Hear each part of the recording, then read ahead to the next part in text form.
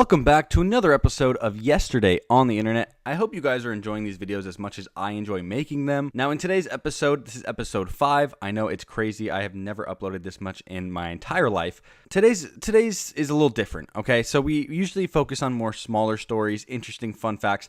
Today I have a bunch of interesting stories that are a lot bigger than just this YouTube channel. Like, they are huge stories, breaking news essentially, and so hopefully you stay around the entire way. It's gonna be a good episode. So like I always say, grab your snacks, buckle in, do your cardio. Now it was reported earlier this week that Avicii, the Swedish DJ, also known as Tim Bergling, had passed away after being found dead in Oman at the age of 28. Now, there's a lot of speculation, a lot of mystery surrounding his death.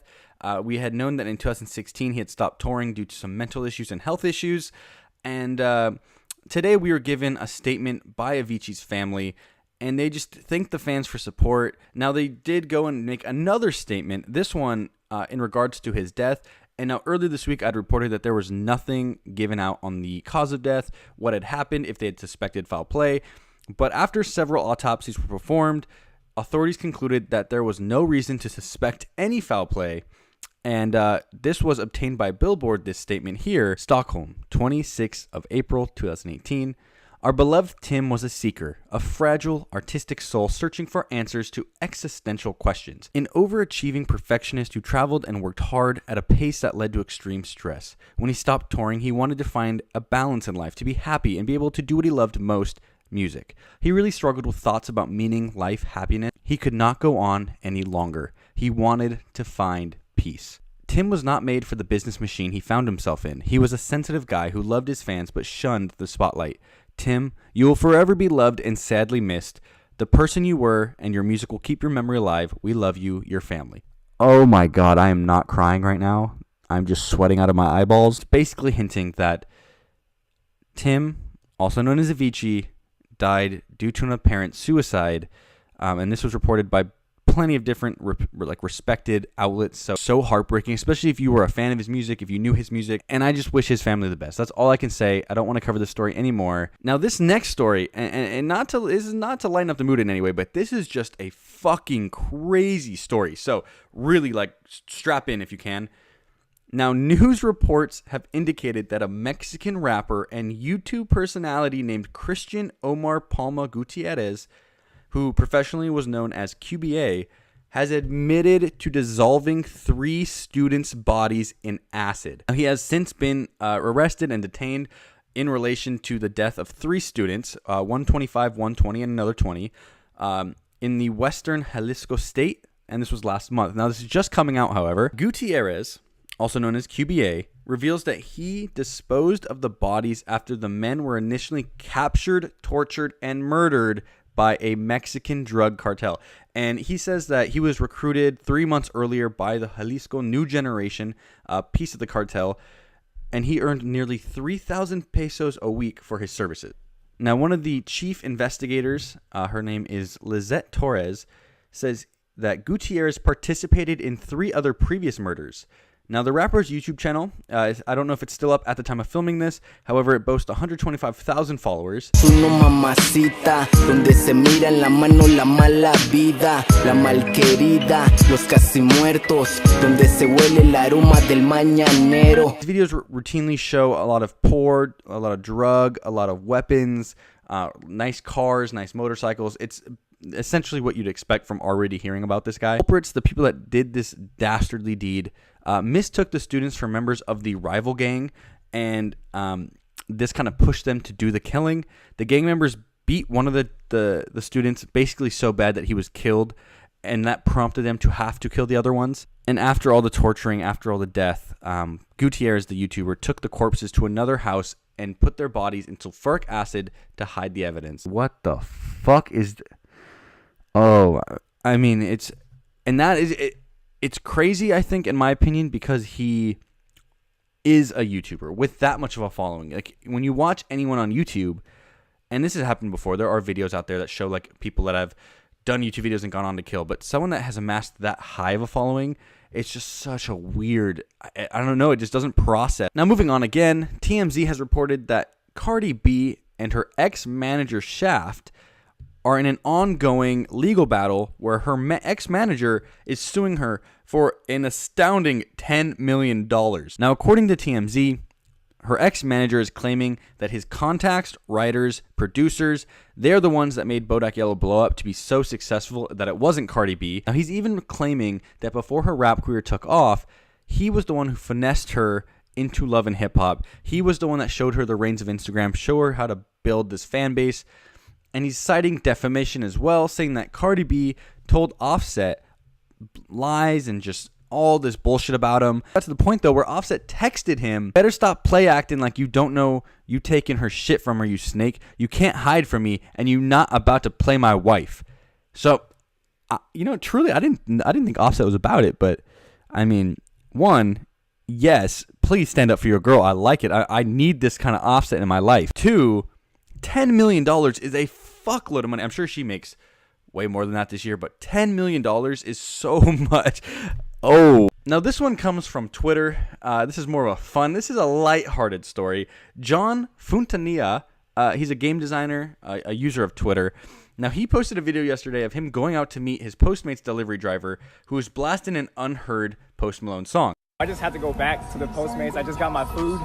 And I'm sorry, man. I'm sorry. But this shit is fucking lit. I never heard this song before. I hit your DM, babe. Took a screenshot, yeah, you tried to play me. Posted this tweet with this video, and the tweet says, "Don't even know what song this is, but my Postmate driver said his last delivery was to Post Malone, and he gave him a CD as tip." Now, a lot of people started listening to the song and realized it was the song Same Bitches, which has YG and G-Eazy, and it's off the new album Beer Bongs and Bentleys, which releases tonight, by the way. This was actually confirmed as well because YG took this post and retweeted it with the little eye emoji.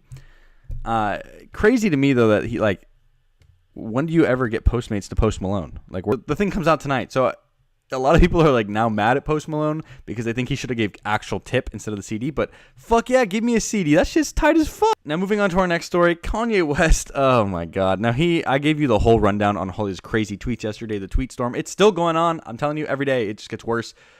Link to that video in the description, but one of his lifelong friends was aired out today on Twitter for questioning his sanity. And now, it was a very respectful tweet. I will give that. But John Legend texted Kanye West this morning, and let me read you the text.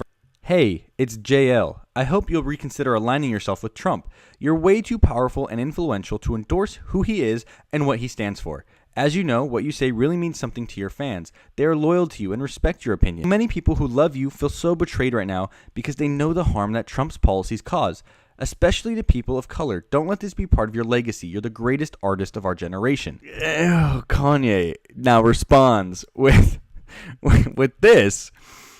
I love you, John, and I appreciate your thoughts. You bringing up my fans or my legacy is a tactic based on fear used to manipulate my free thought.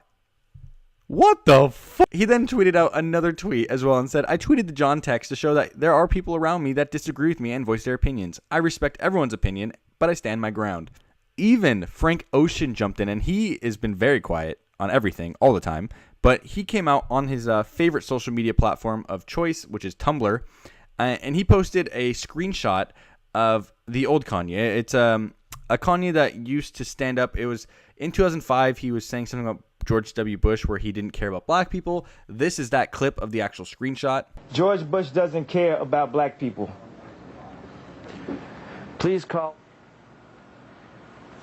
In the past few days, there was no response to it. Nothing was paired with it. It was just the picture, but it's doing its rounds. It got the job done. It's doing exactly what was needed. Friend of Lil Peep and also producer, one of the main producers of Lil Peep, Smoke a Sack.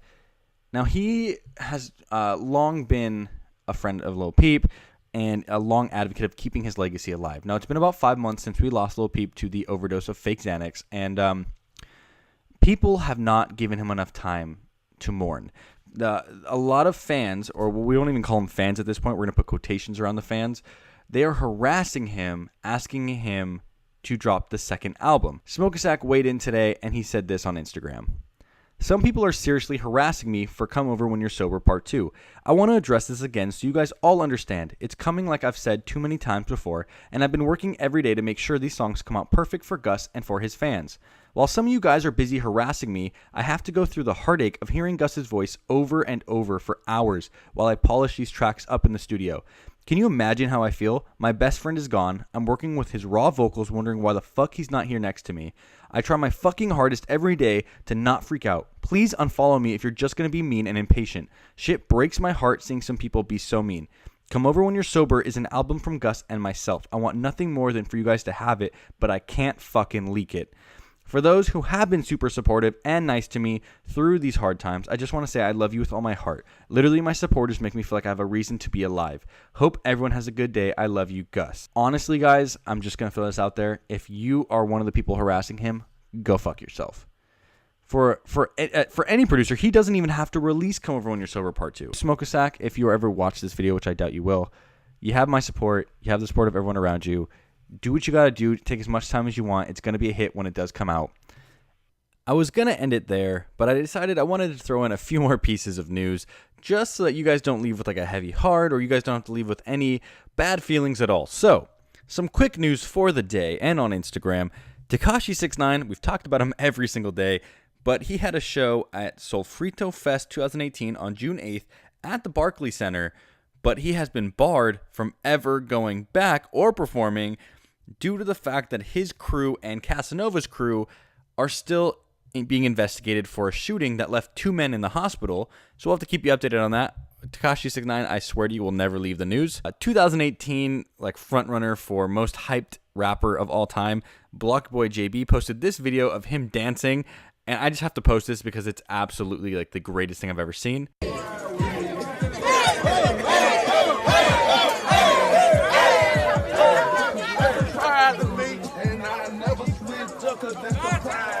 Look at him.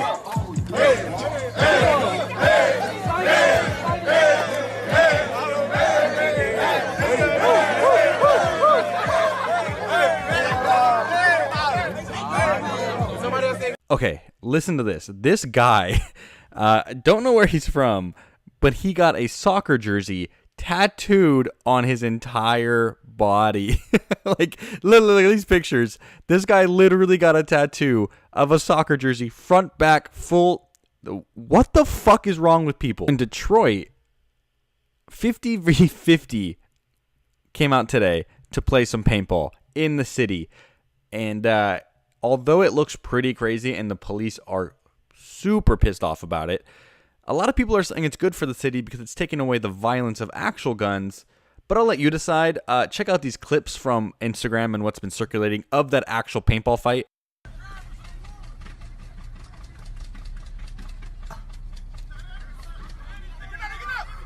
Oh, shit. He right there in the field. Get it. He back there. Stop. Hit the field. Come on. Where you going? Where you going, ho? You's a bitch. You running out this bitch. Come on.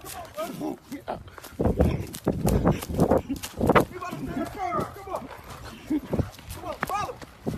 Follow the count.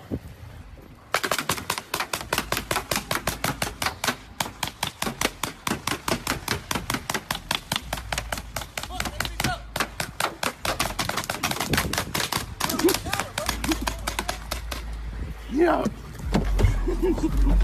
Rob to bust the window, dog. Don't shoot at the crib. We don't shoot off, bro. Where you go?